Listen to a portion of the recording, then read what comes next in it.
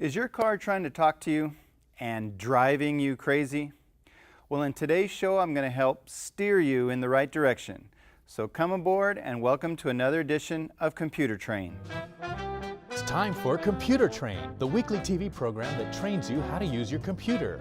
With your host, El Paso Community College faculty member Russ Myers. All right, so today's show, as we can see, is My Car Says What?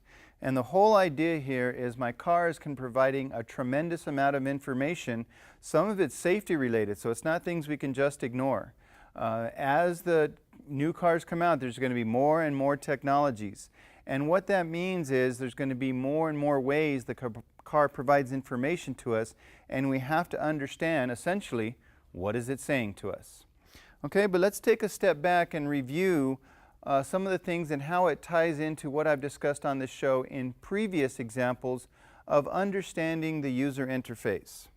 Okay, so the user interface, so interface means something that is between two things, and obviously the user is us. So what the user interface is trying to do for us is provide information to help humans, which is us, use whatever we're trying to use effectively, whether it's a computer or an automobile. Okay?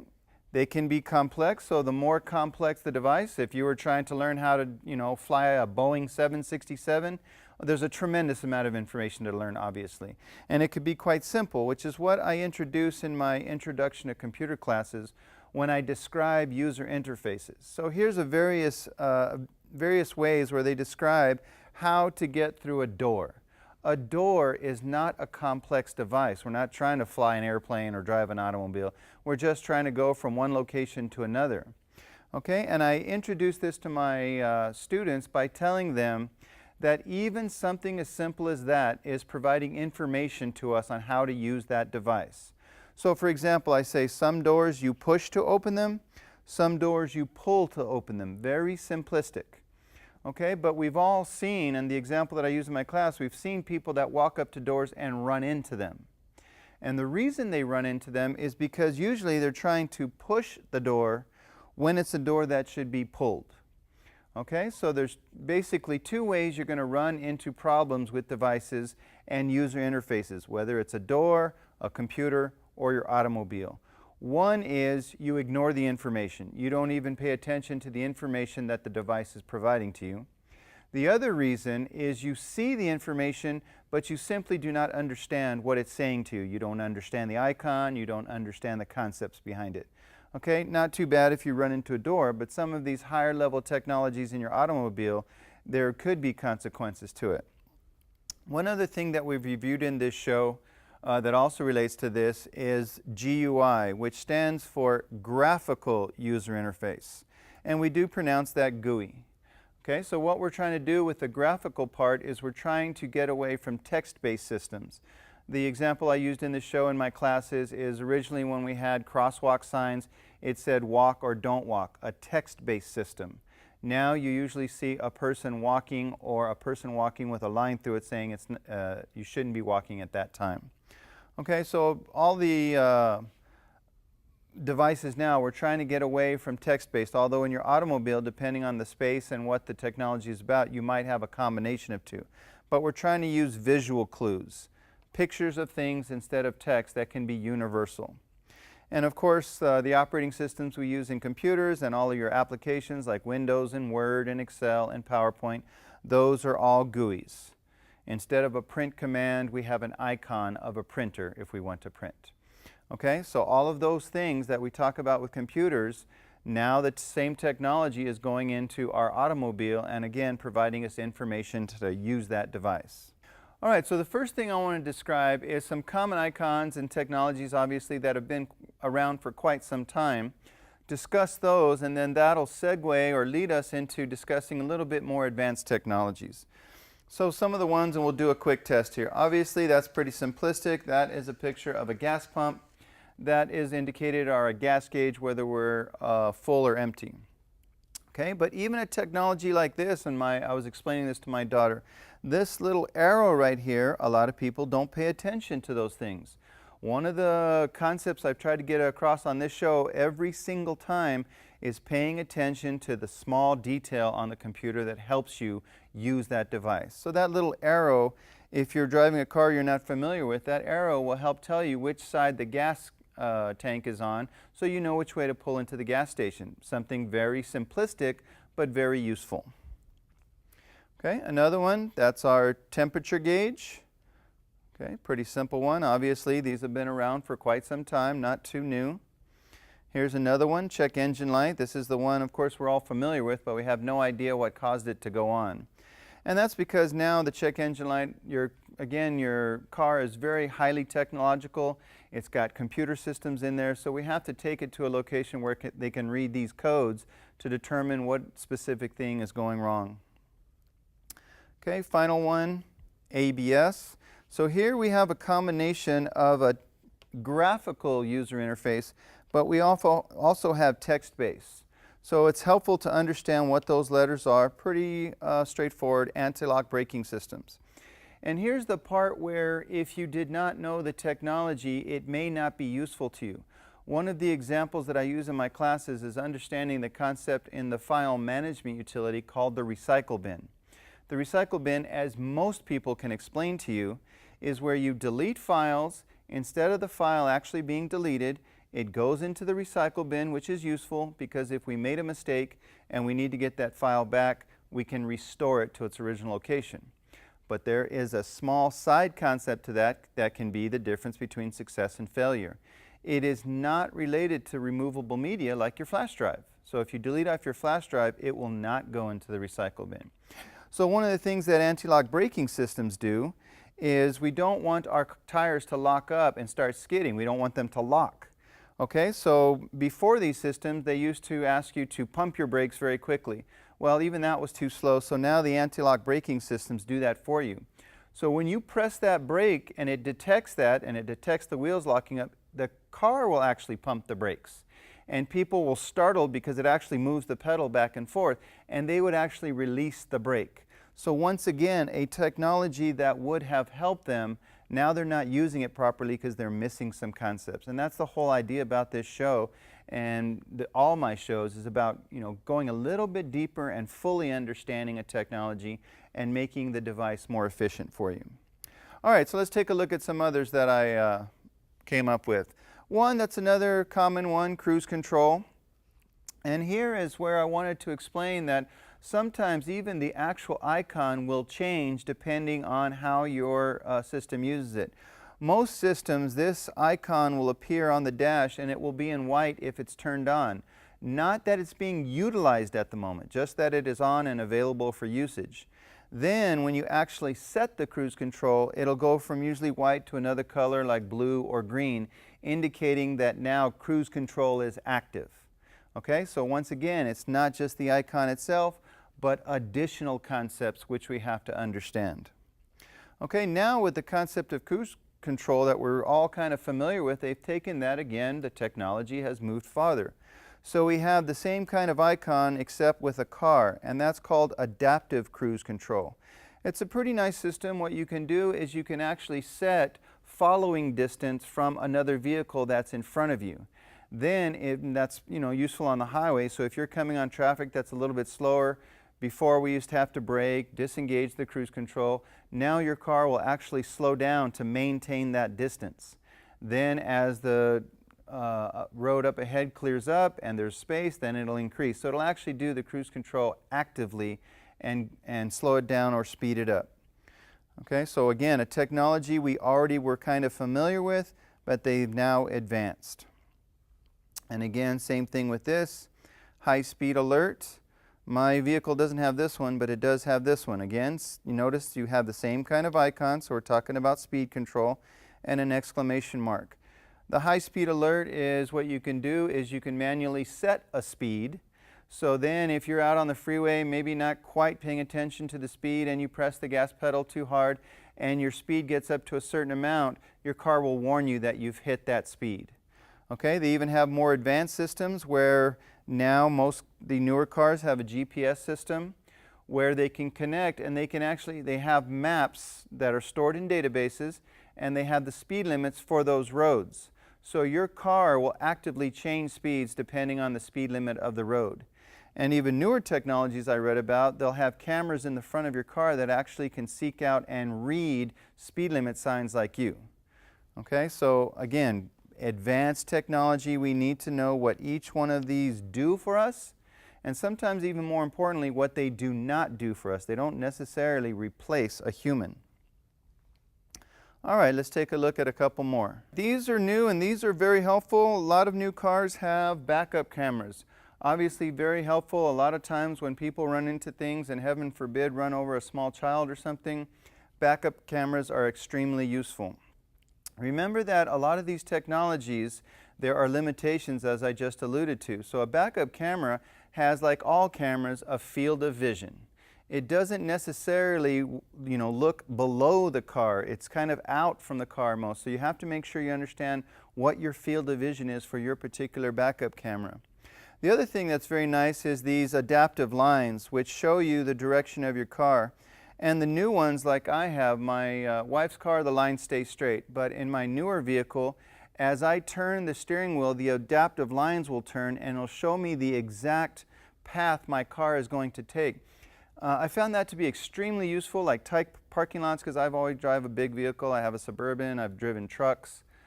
So as I turn, it will tell me if I'm, am I going to clear that?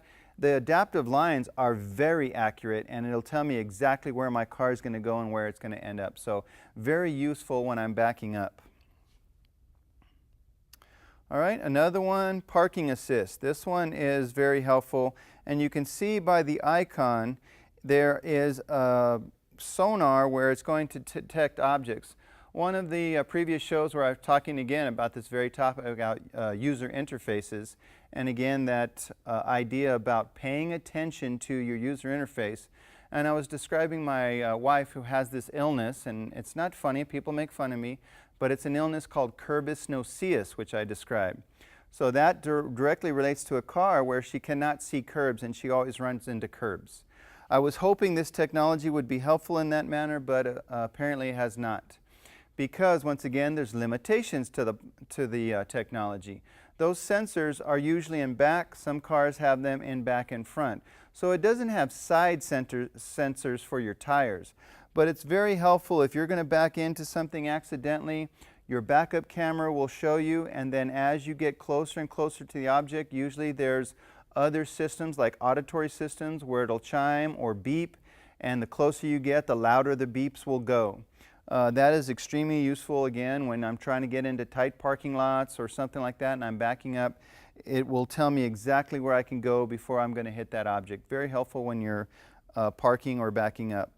All right, in addition to the parking assist and the backup camera, some of the new cars, which I'm hoping will help my wife with this curb issue, is we have side view cameras. Okay, unfortunately her car right now doesn't have that, but as you can see, it's just an additional camera that will also help us with when we're passing.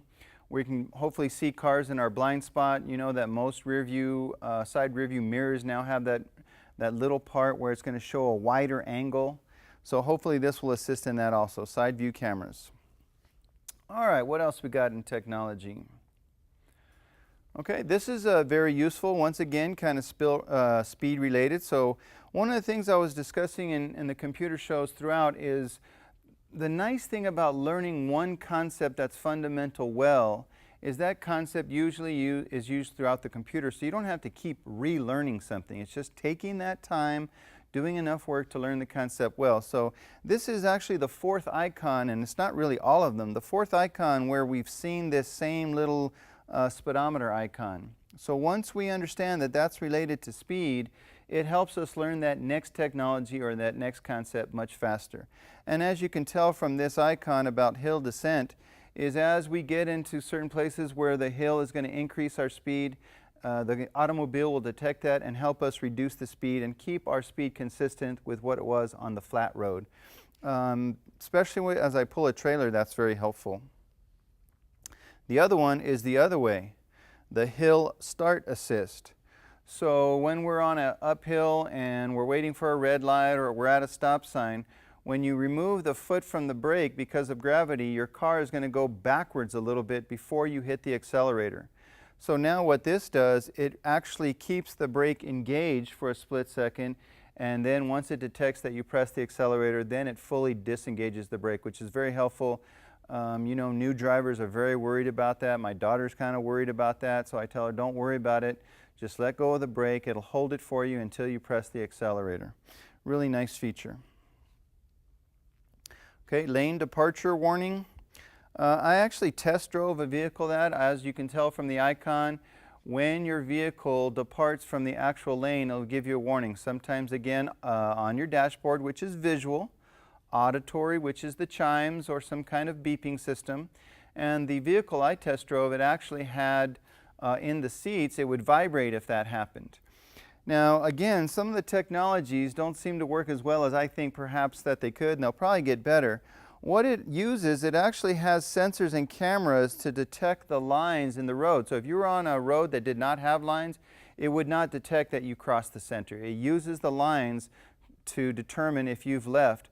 But what it also does is, because it can't distinguish different things, so if you have a road that has a lot of cracks where they filled in with tar, which of course in El Paso roads we have lots like that, sometimes when I was driving it seemed like it detected that I was outside of the lane even though I was not.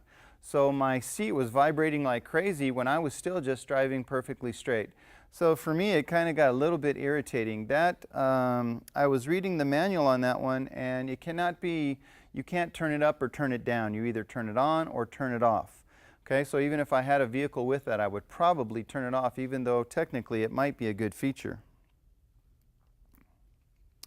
All right, so we went through about, I don't know, a dozen icons. And the reason I put this one up is you can see there's a couple more icons to go. There are still even some common ones. So it's not only, I went over some more of the safety ones, but it's even reading the information that tells your car that it's working properly. So there's a variety of seatbelt icons that you can see. There's icons related to airbags and whether they're on or off. Most airbags now are adaptive depending on the weight of the individual in the passenger seat. Early on with airbags, that was a problem. When we had smaller people in the seat and we couldn't turn the airbag off, people were getting injured with the explosion of the airbag. There's a variety of icons that just deal with the headlights and whether you're setting them to turn on or off automatically. Have you turned it on manually? Most cars now, you can turn the headlights off temporarily. Maybe like when we come up to those Border Patrol checkpoints. Also, I live in the neighborhood with all the Christmas lights, so you know you want to dim your headlights to make that a little bit nicer. There's icons related to your tire pressure, your seats. I mean, the list is endless, endless, endless, endless. It's important to understand that not all of these technologies are available in all automobiles, and your particular model may differ on how it's going to specifically use these. Okay, so here's the important part. We want to make sure you read your manual. And of course, this is what nobody does, right? One of the things I was discussing with computers is to learn them effectively, like I use them effectively. It's kind of a three-part system. One is the conceptual part. What is the name of it and what does it do? Like ABS. What is ABS? What does it do for me? Why is that important? The second thing was a focus issue about how it's specifically what I have to do to use the device. Okay, so the same thing that you do. When people get a new cell phone, does anybody read their manual? How many people out there read their cell phone manuals? I did. When I got the new vehicle, I read the manual because that's the way to fully take advantage of the technology. I bought a car for a reason, so I want to make sure I'm taking full advantage of it. It wasn't cheap. So anything that it can do for me to help me, then I want to take advantage of that. And the way to do that is, first of all, start reading about it, learning the concepts, learning the words. A lot of this information, I believe we'll see, I think it's Ohio University. We'll see in a second. They've put this excellent website together where I got a lot of this information. I got a lot of it from my actual car manual. And it's called mycardoeswhat.org. So I just wanted to take a look for a second, and let's take a look at that website.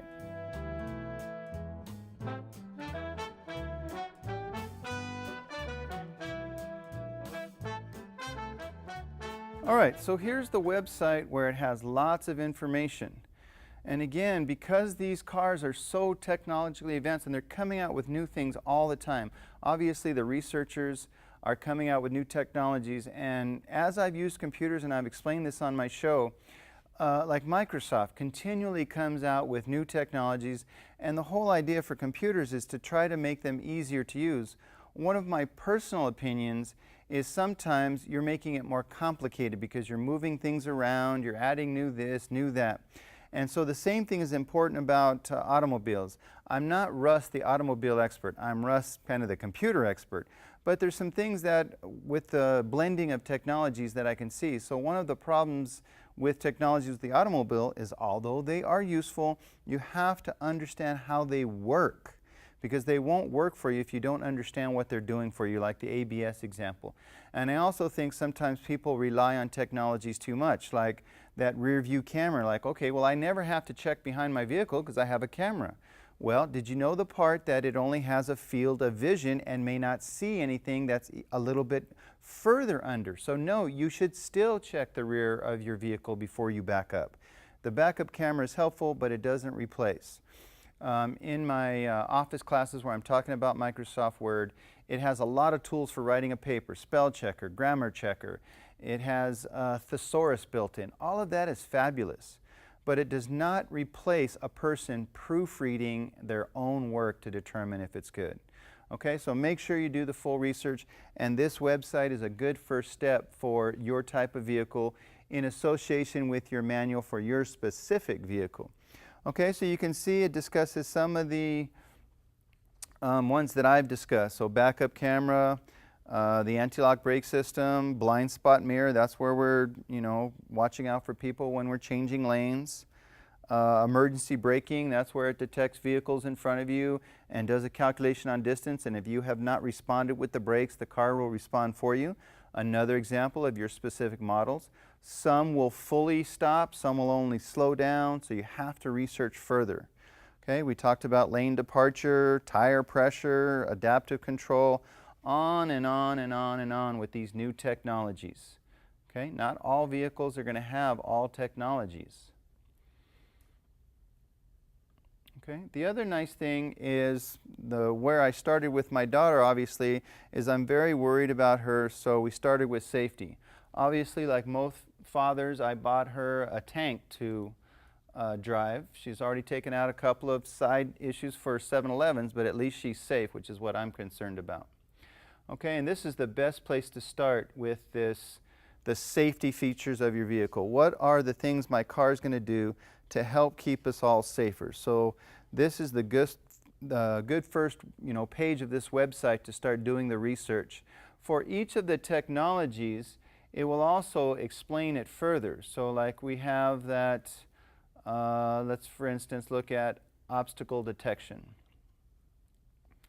So in obstacle detection, here's what I was trying to explain just a second ago. The concept part. What does that technology do for me? And more importantly, what do you think it will do that it really will not do? Okay, again, like the recycle bin, what will it do for me? It will recover files I deleted. What will it not do? It will not recover files that were deleted from electronic media like a flash drive. So this is the first step in learning any new technology. What's it called and what does it specifically do, and then any side concepts. Okay, and then the other part that I like, obviously it has all of these blogs, all of these places where you can read further information about that specific topic. So you can do as much research as you want for each particular one. Finally, what it also has is when you go into videos and graphics here, you can watch videos on their exact usage where someone will explain fully, like I've tried to explain a little bit about, again, the conceptual issues, showing you examples, showing you different models about what those types of vehicles will do.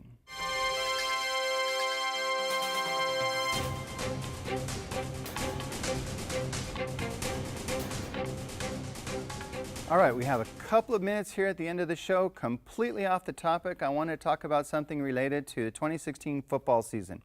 We all know that Steelers are going for the 7th win. We call it Stairway to 7.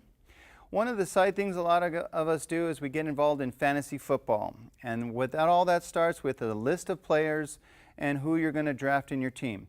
I want to remind everybody that gambling is completely illegal here in Texas, and I do not get involved in any of that any way, shape, or form. But what we have here is another example of how Excel can help us. So here I have a list of all the players, and right now they're ranked from 1 to whatever. And this is kind of how you want to draft. But what I wanted to show you is when you have this in an Excel file, maybe I'm only looking for a quarterback at this time. So instead of going through this list and looking for quarterbacks, I can filter this list to only look at quarterbacks. Very simple to do that. All you have to do is on the data ribbon, you're going to turn on this filter button right here. Very simple. Okay, just like a coffee filter, we let some things pass and we stop others. When you do that, you have these arrows that show up on the top of each of the columns. You can use this drop-down menu to only look at certain players. So if I click on the drop-down arrow for the position, right now you can see it's got a check mark for every single player. I'm going to take all of those check marks off. And then I'm going to put a check mark just on QB for quarterback. Then click OK. So now what you can see is instead of all the players listed, I'm just looking at quarterbacks. And here's the top quarterback, actually, Ben Roethlisberger of the Pittsburgh Steelers. I don't know how these other guys got up ahead of him. All right, so take advantage of Excel when you're doing your fantasy football picks. Make sure you get in your car so you go do your draft. Make sure you're safe and you understand all the little things that your car is telling you. I hope you enjoyed this show of Computer Train.